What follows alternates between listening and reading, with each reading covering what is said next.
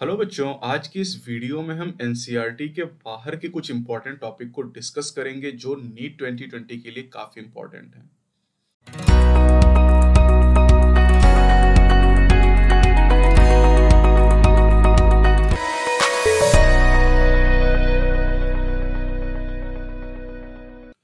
Hello बच्चों, biology वाला channel पे आप सभी का स्वागत है। मैं हूं डॉक्टर हरिओम गंगवार।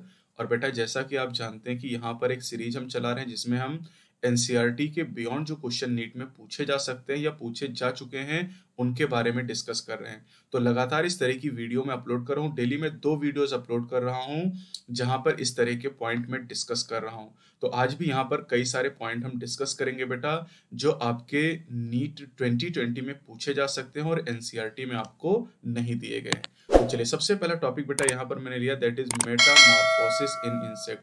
बेटा, मेटामॉर्फोसिस की अगर हम बात करते हैं तो इसका मतलब क्या, पहले ये समझ लेते हैं। देखिए, लार्वा से एडल्ट का जो फॉर्मेशन होता है इसको हम मेटामॉर्फोसिस कहते हैं।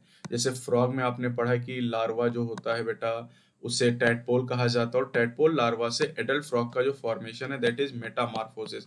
लेकिन आज हम केवल इंसेक्ट में होने वाली मेटामॉर्फोसिस को डिस्कस करेंगे। तो इंसेक्ट में बेटा सबसे पहली जो मेटामॉर्फोसिस है उसे कहते हैं ए मेटाबोलस टाइप। ए मेटाबोलस का मतलब है कि मेटामॉर्फोसिस एब्सेंट होती है। इन इंसेक्ट में मेटामॉर्फोसिस होती ही नहीं। जैसे लेपिस्मा की बात करें, जिसे कॉमनली सिल्वर फिश कहते हैं, ये एक विंगलेस इंसेक्ट है जहां पर मेटामॉर्फोसिस नहीं होती है, तो इसे ए मेटाबोलस टाइप ऑफ मेटामॉर्फोसिस कहते हैं। सेकंड देखिए बेटा, ये है हेमी मेटाबोलिक और incomplete Metamorphosis. Incomplete Metamorphosis dragon fly में पाई जाती है, जहां पर मेटामॉर्फोसिस शुरू तो होती लेकिन कंप्लीट नहीं होती। तीसरा है पारोमेटाबोलिक या ग्रेजुअल मेटामॉर्फोसिस। बेटा, पारोमेटाबोलिक में क्या होता है, जो यंग वन जो बच्चे होते हैं या उन्हें निम्फ कहते हैं, ये एडल्ट से रिजेम्बलेंस शो करते हैं। पारोमेटाबोलिक मेटामॉर्फोसिस ग्रास होपर में और काकरोच में पाई जाती। काकरोच काफी इंपॉर्टेंट है यहाँ पर। और होलो मेटाबोलिक या कंप्लीट मेटामॉर्फोसिस, इसमें जो यंग वन होते हैं ये एडल्ट से अलग दिखाई देते हैं।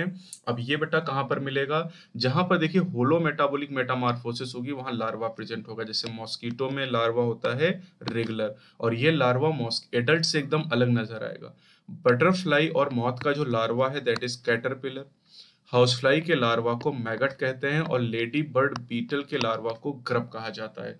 तो ये सारे इंसेक्ट जो मॉस्किटो, बटरफ्लाई, मॉथ, हाउसफ्लाई और बीटल है, इनमें होलो मेटाबोलिक या कंप्लीट मेटामॉर्फोसिस प्रेजेंट होती है। चलिए बेटा, अब बात करते हैं इंसेक्ट के माउथ पार्ट के बारे में।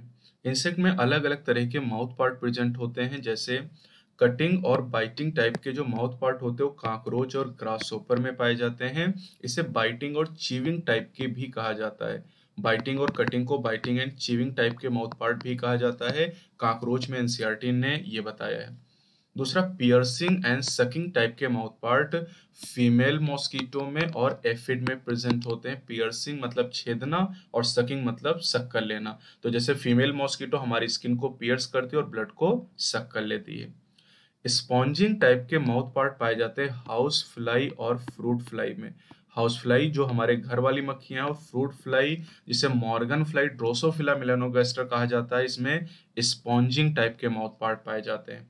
साइफोनिंग टाइप के माउथ पार्ट पाए जाते हैं बटरफ्लाई, तितली में साइफोनिंग टाइप के माउथ पार्ट पाए जाते हैं।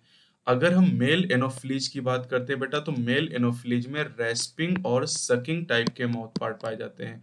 मेल एनोफ्लीज में रेस्पिंग एंड सकिंग टाइप के माउथ पार्ट प्रेजेंट होते हैं। चलिए, अब कुछ बात करते हैं ब्रांचेस ऑफ बायोलॉजी के बारे में। बेटा देखिए, रेयरिंग ऑफ बीज यानी मधुमक्खी को पालने की जो टेक्निक है उसे एपीकल्चर के नाम से जाना जाता है, या एपीकल्चर उस ब्रांच को हम कहते हैं। रेयरिंग ऑफ सिल्कवर्म, अगर हम रेशम के कीड़ों को पालते हैं, सिल्कवर्म को पालते हैं सिल्क यानी रेशम के लिए, तो उस ब्रांच की स्टडी को हम सेरीकल्चर के नाम से जानते हैं। Cultivation of forest trees is called silviculture. Forest trees के कल्टीवेशन की स्टडी को सिल्वीकल्चर कहा जाता है। स्टडी ऑफ सॉइल, सॉइल की स्टडी को पेडोलॉजी कहते हैं या फिर इडेफोलॉजी, दोनों टर्म यहाँ पर यूज किए जाते हैं। फ्रूट की स्टडी को पोमोलॉजी के नाम से जाना जाता है, काफी इंपॉर्टेंट है। फ्रूट की स्टडी को पोमोलॉजी कहते हैं। Rearing, catching and management of fishes is named as pisciculture. और पिसीकल्चर में केवल फिशेस को ही नहीं बल्कि यहाँ पर जो शेल फिश होते हैं, क्रस्टेशियन होते हैं, एरेक्निड होते हैं, इनको भी शामिल किया जाता है।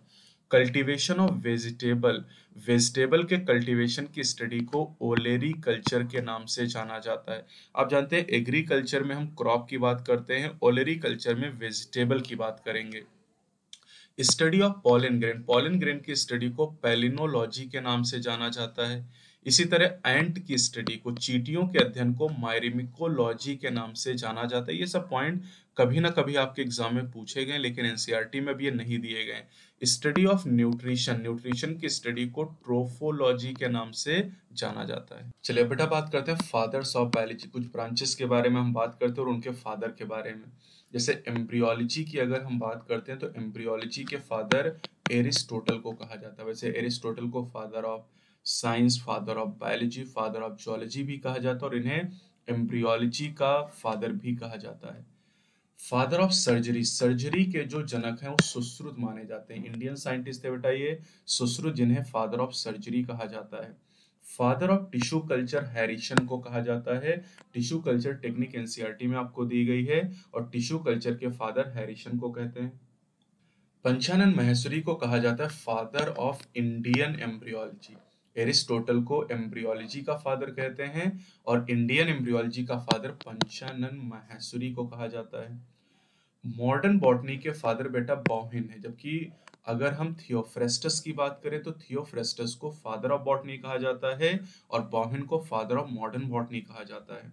चलिए बेटा अब बायोलॉजी की कुछ डिस्कवरीज के बारे में हम डिस्कस करेंगे। सबसे पहला पॉइंट है polio vaccine was develop by, polio vaccine को जोनास साल्क के द्वारा डेवलप किया गया था। ये सब पॉइंट आपके बेटा कभी ना कभी एग्जाम में पूछे जा चुके हैं, तो इनको अच्छे से याद कर लीजिएगा। Double helical model for PDNA was given by, बहुत आसान है, वाटसन और क्रिक के द्वारा डबल हेलिकल मॉडल दिया गया था।